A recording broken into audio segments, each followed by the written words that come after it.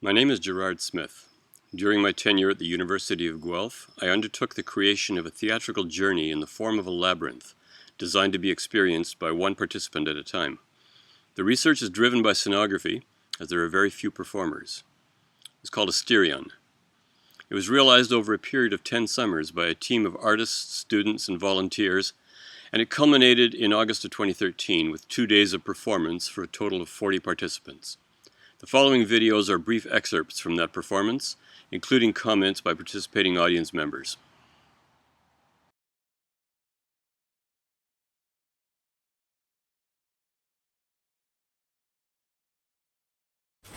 The effects are beautiful, the shadow effect.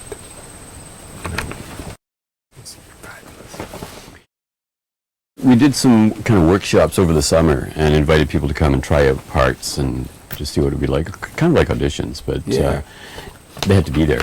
Yeah. And we were always planning that Shadow would be a video projection. Oh yeah. And Marcy wanted to do Shadows, so I said, okay, we're going to do a run-through, try it. And she said, oh, well, it turns out I'm traveling and I won't be back until the day before your show. But I'll try it for the workshop if you don't mind, because I really like the character. And she just nailed it right away. Oh, man, she's brilliant. And I said, okay, you don't need rehearsal.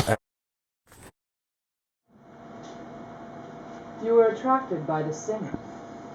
Yes, here, near the entrance, in the last flickering of light before the blackness, where Theseus and Ariadne parted, we meet. You may call me Shadow. You have a body which casts a shadow. And now our shadows blend. I am your shadow, as well as my own, and therefore I am yourself. Or rather, the shadowy side of yourself. The black side, rarely recognized. The repressed, guilt-ridden side.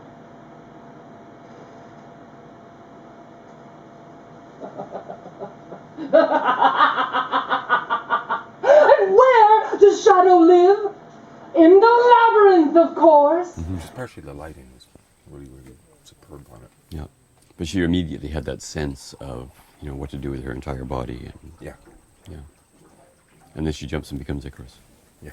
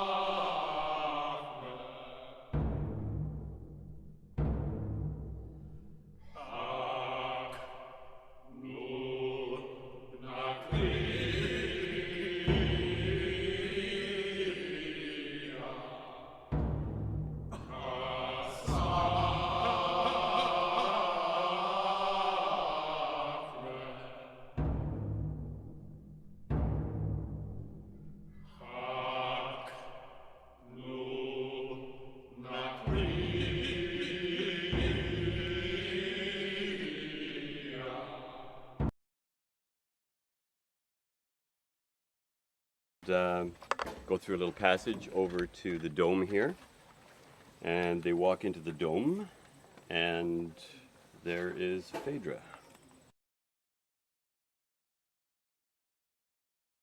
You must be relieved to see light again after your wandering. My name is Phaedra. I know my sister Ariadne is more famous, but I am more beautiful.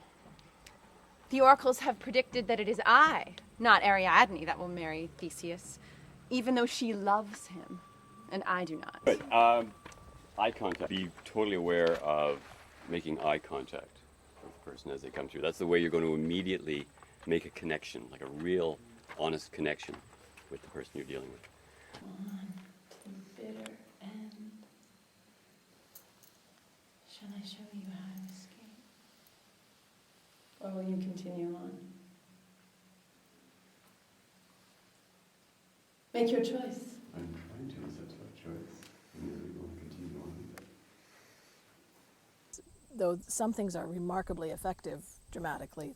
You don't get touched in the theater, and that's really effective. Construction with the piano soundboard and the acoustics of that space are just great. You know.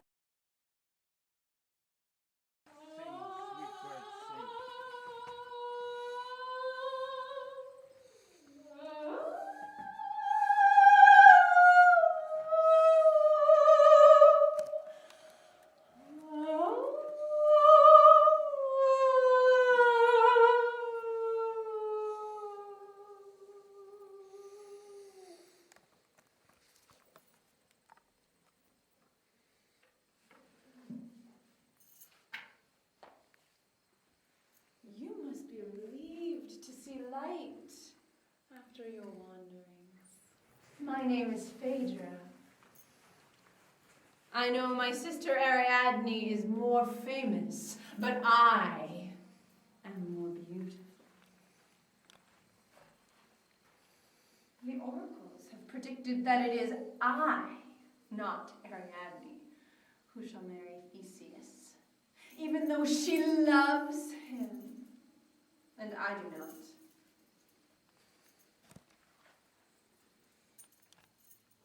Theseus thinks of this labyrinth as a plot against him, and he wants to smash it!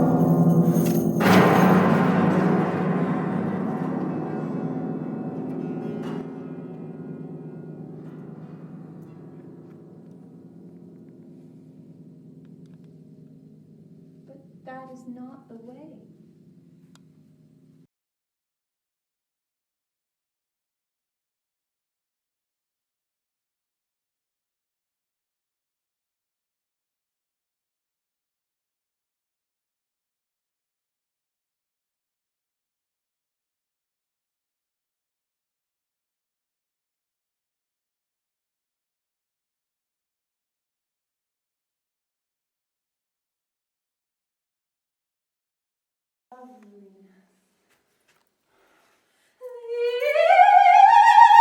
Leaping for joy, free of the heart.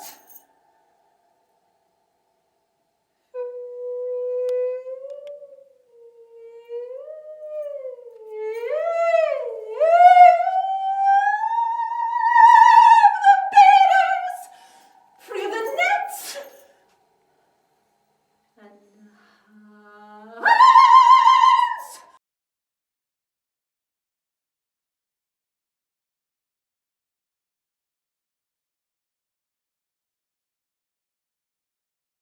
Okay, I'm Michael Waterman. I'm designing Daedalus's workshop, and it's going to have two parts to it.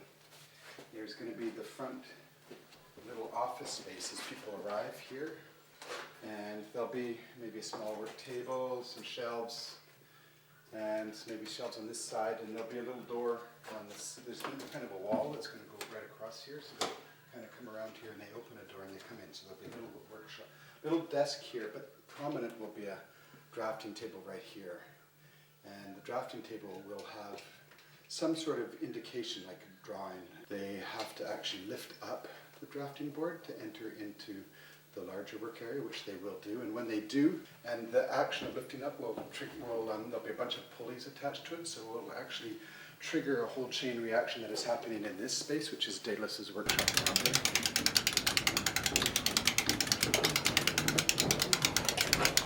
I had a kind of a rough idea of mock-up in my studio back in St. John's of what I was going to do here.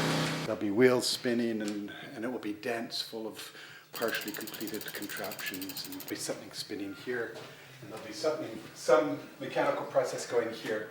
And the thing is, all the spinning things, they'll balance each other out. This is going to be a dense workshop full of contraptions. Actually be a dense and closed place, and there'll be way more information than the neophyte can actually take in, almost like walking inside of his Daedalus's brain.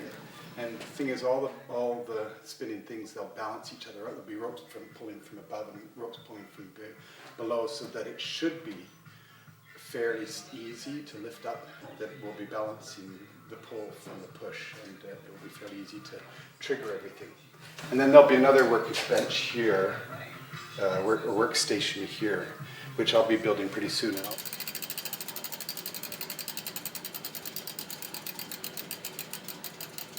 This is going to be a dense workshop full of contraptions. I don't know whether I have an image of Daedalus as larger than life, and you know, like he's an egghead making all kinds of advanced contraptions. We have the general framework, but we don't have a really defined idea of what it's going to look like, other than that it will be very dense, full of cool things.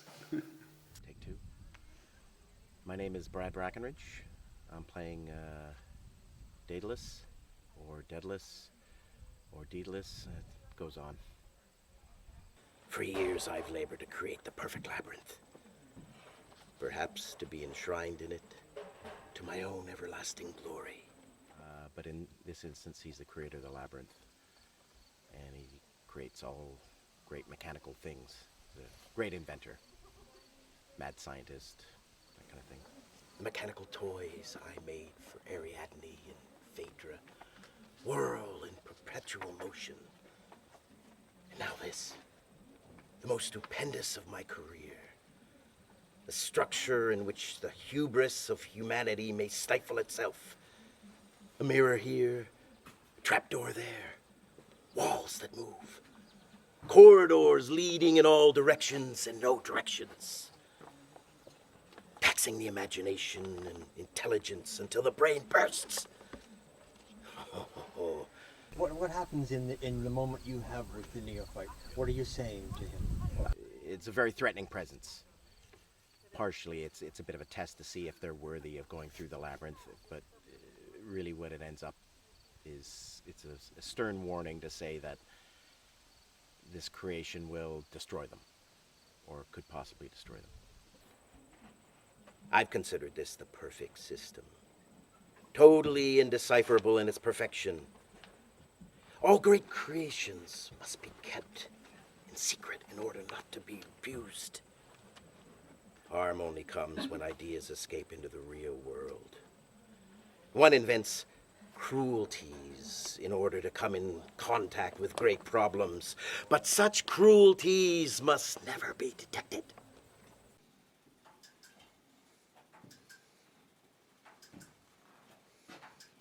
For years,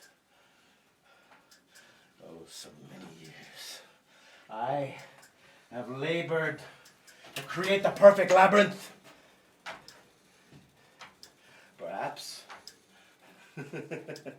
Perhaps one day to be enshrined in it to my everlasting glory.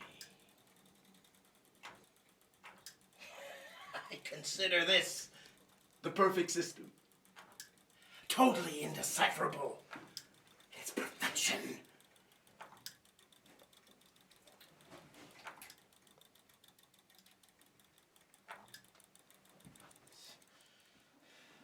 And thus,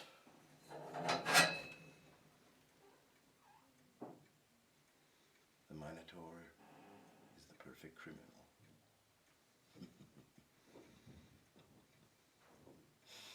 No trace of the crime. No habeas corpus.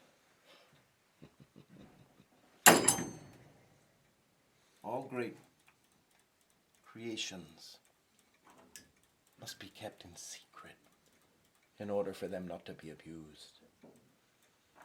Harm only comes when great ideas escape into the real world.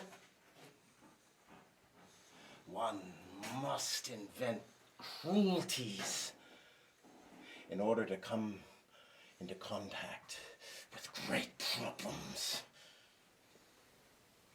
Now you have almost completed the Ennead of encounters. You must confront the 8 trials and the heptad of experiences if you are to leave this labyrinth alive.